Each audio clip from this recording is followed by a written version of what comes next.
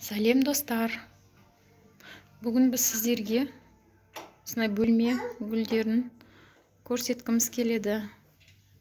Егер сіздерге қызық болатын болса, осы гүлдердің әрқайсысына жеке-жеке тоқталып, қалай өсіру, қалай баптау, қалай күту жолдарын көрсетіп таныстыратын боламыз.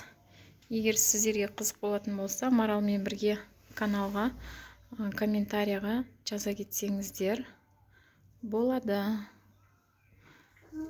Мінекей осындай қатты күтімді талап етпейтін, көп жылдық, бөлмеңізге сән беріп тұратын гүлдерді өсірумен айналыссаңыз болады. Және де мынадай қолдан тоқылған ойыншықтар крючокпен сіздерге қызық болатын болса, бұл ойыншықтардың да тоқылу жолдарымен бөлісетін боламыз. Қандай жіп қолданғанымыз туралы, қай размердегі крючок қолданғанымыз туралы барлығын бөлісіп көрсететін боламыз.